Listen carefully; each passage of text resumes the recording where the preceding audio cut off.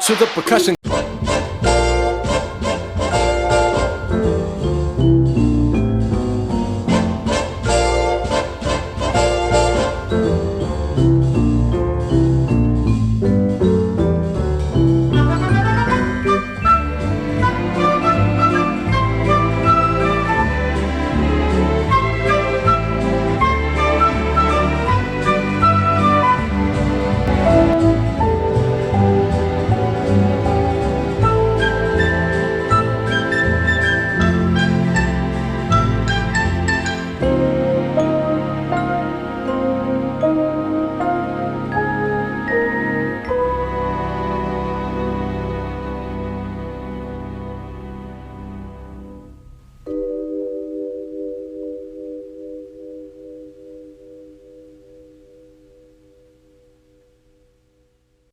Here's Dr. Chevy Chase with this simple test. How can I really know if I'm a humorous person or an average run-of-the-mill I-don't-get-it type? Well, it's often better to find out if you're funny in the privacy of your own home first. Right now, unplug your radio and take it into the bathroom with you. We'll give you 5 seconds to get there.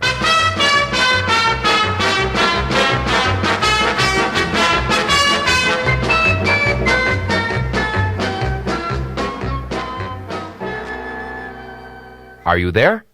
Good. Plug the radio in and stand in front of your bathroom mirror. Don't be embarrassed. You're all alone. Simply follow instructions. Now, insert the pinky fingers of your left and right hands, respectively, into the left and right corners of your mouth, like so. Pull hard so that your lips peel back and you can see your teeth. Are you looking at yourself in the mirror? Is it funny? You've probably started chuckling already, haven't you? A good sign. Let's hurry while we have the moment and move right on to the shtick test. Okay, now, still keeping one finger in your mouth, take your other hand and remove the top from the jar of Vaseline on the shelf below your mirror. Ordinary toothpaste or shaving cream will do. Spread some on your left cheek and in your hair. Pretty funny, huh? If you're not already laughing, try drooling or spitting up on yourself a bit and wiping it into your shirt. The shoulder is always a funny place to do this. While you are laughing, immediately remove the other finger from your mouth and change instantly into a serious expression. And, while looking right into your reflection, say the words moose poop or poupée. You're sure to crack yourself up.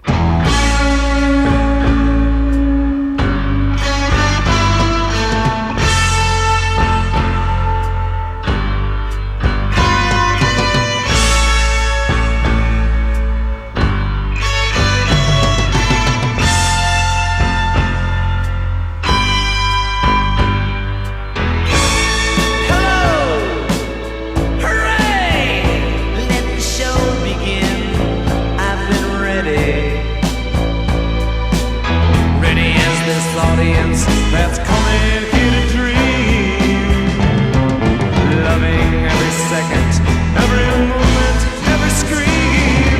I've been waiting so long to sing my song, and I've been waiting so long for this thing to come, and I've been thinking so long I was the only one.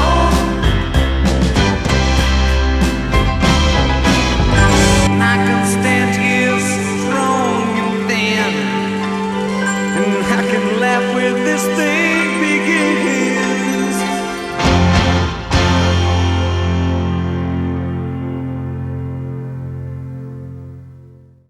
Surf and turf, cheeseburger and fries, peanut butter and jelly, Tom and Jerry, Lennon and McCartney, Jake and Elwood, Cheech and Chong, Laurel and Hardy, more specifically Stan and Ollie.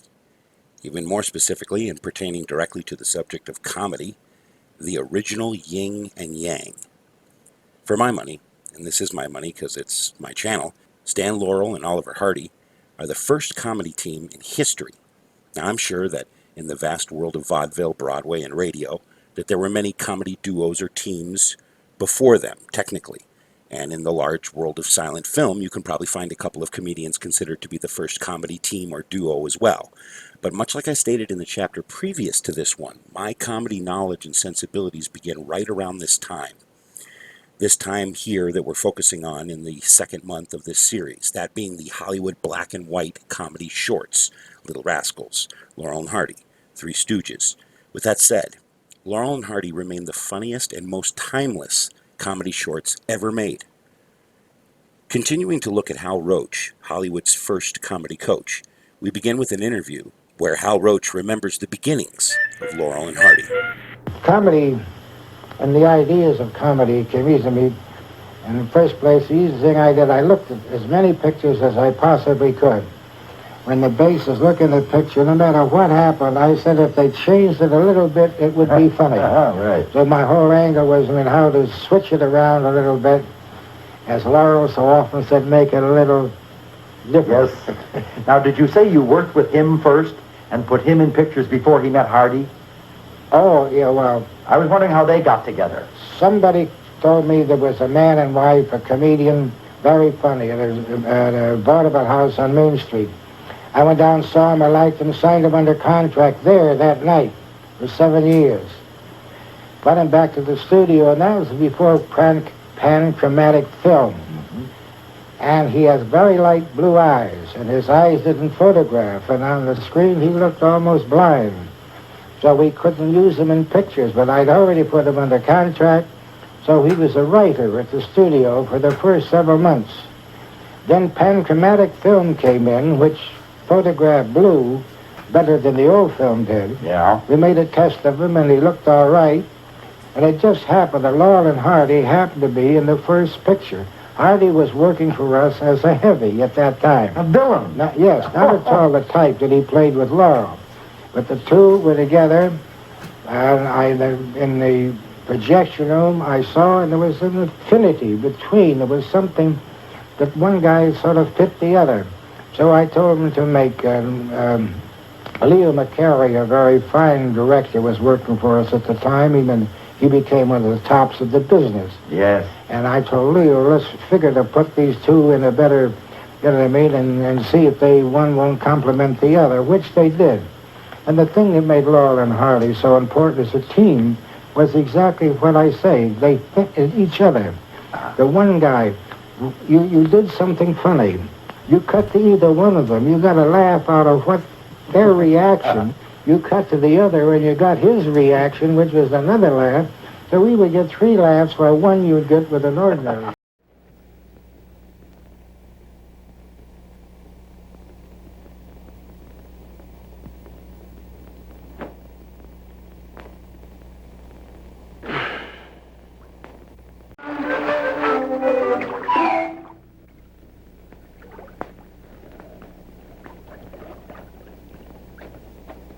Don't do that. But their desires were so entirely different. In their off time, that is, their leisure time, that except for certain parties, like the Mayfair parties and things like that, they seldom were together. I mean, Laurel had a boat, he loved the ocean, he loved fishing. He worked harder than Hardy did, and he would usually go home either when he was shooting and rest. And when he wasn't shooting, he was on his boat most of the time. What about Hardy? And what? What did Hardy do? Well, Hardy played golf and played gin rummy after, in the club afterwards. And he was quite a sort of a country club kind of a fellow. The comedy team of Laurel and Hardy consists of Englishman Stan Laurel and American Oliver Hardy. From the late 20s to the early to mid-40s, their names were synonymous with slapstick comedy. Laurel played the thin, small, childlike, innocent, and less than intelligent one, to Hardy's big, boisterous, self-centered narcissist. They made 106 films with Hal Roach. Their theme song and signature music played at the beginning of all their shorts was The Call of the Cuckoo.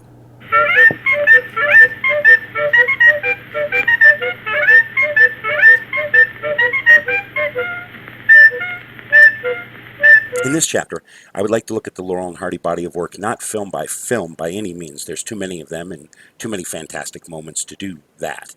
But there is a basic Laurel and Hardy vocabulary of phrase, gesture, and movement one learns to treasure and understand after repeated viewing.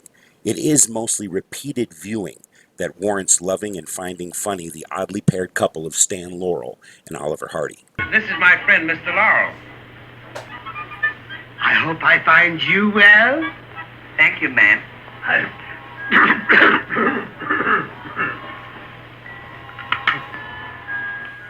Stan and Ollie are two supremely brainless, entirely optimistic gentlemen, almost brave in their perpetual innocence. They certainly have been known to break the law every once in a while, but never with any malice or purpose. Stan and Ollie hardly ever inflict pain, and when they do, it's only when the laws of comedy gently case demand otherwise. They are definitely in it together, though, whatever it is, life, the pursuit of happiness, food, shelter. You see, in half of their shorts, they are extremely poor, may even live out of a tent or a car of some kind, don't have jobs, and don't have homes. And then in the other half of their comedies, they have a home, and they have wives, and they are constantly trying to figure out ways to get away from those wives, to go do things like drink beer, or go fishing, or go to some sort of lodge or club.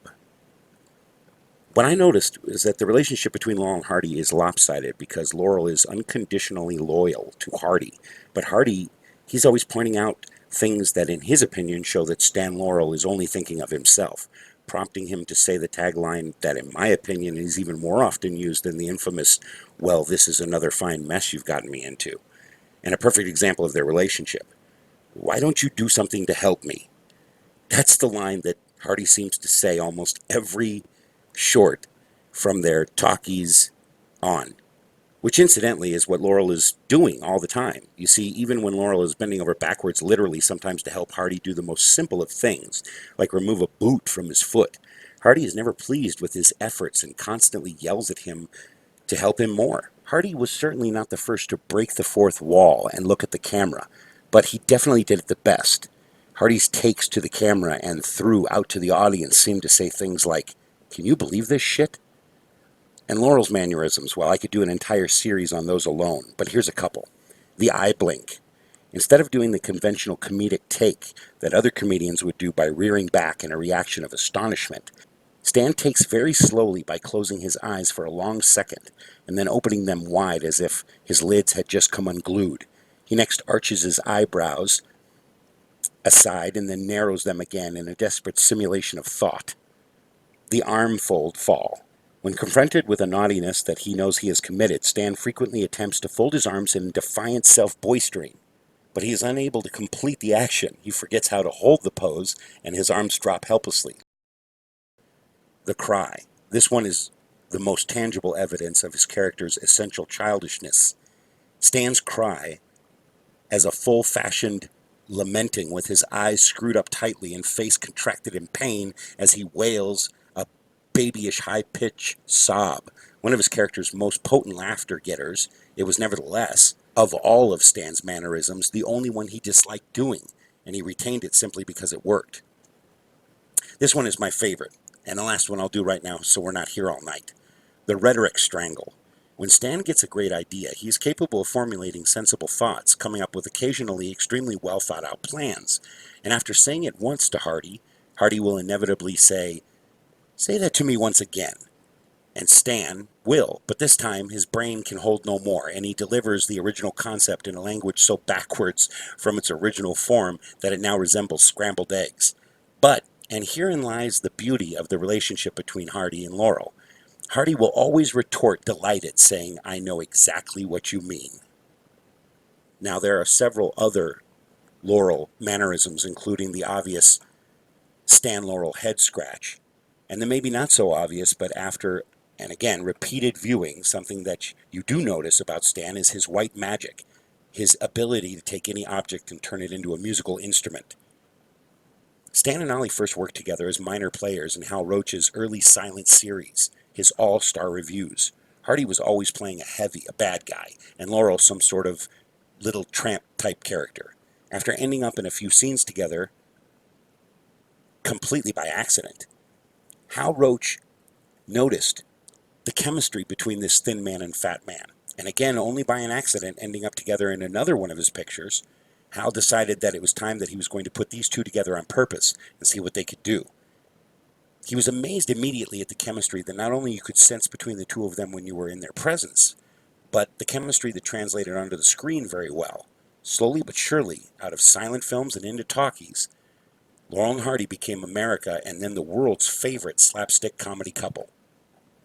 After several years of two reel comedies, they graduated to feature films and made such memorable movie comedies as The Chump at Oxford, Babes in Toyland, Flying Deuces, The Bohemian Girl, and Way Out West, which is one of their best, along with Saps at Sea, Blockheads, and Swiss Miss. The features were great. And out of just the ones I mentioned, they have some of the most classic and memorable Laurel and Hardy routines in them. But by 1940, the long and profitable association of Laurel and Hardy with Hal Roach came to an end. Stan Laurel was sensibly convinced that at the very least, the future of Laurel and Hardy should be in the hands of Laurel and Hardy. He was one of these comedians that wanted to have control over every aspect of the creative output of his comedy team. Writing, directing.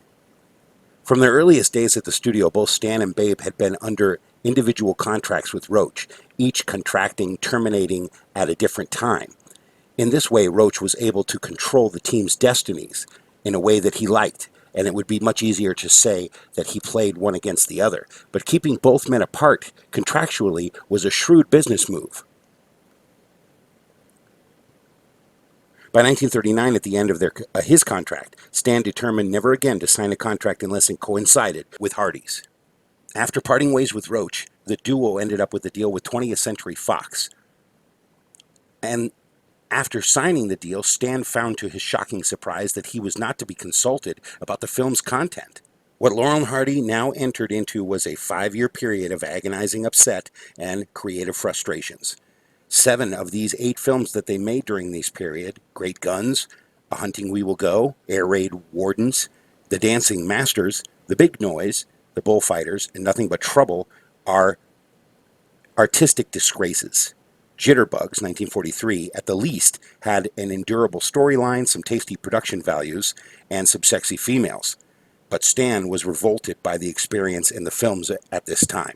After doing some television engagements and a couple other tours of America and the UK, Laurel and Hardy finally called it quits, Hardy passing away before Laurel. They were never ever forgotten by their fans. And when he was writing the authorized biography, Mr. Laurel and Hardy, John McCabe became aware of the growing and vibrant interest in the boys among his fellow members of the Lambs Club in New York. Actors and directors are particularly fond of Laurel and Hardy because of their sheer virtuosity and their performing skills. He decided to create a worldwide fan club for Laurel and Hardy and named it after one of their feature films, The Sons of the Desert. This group still meets to this day and is one of the largest fan clubs in history.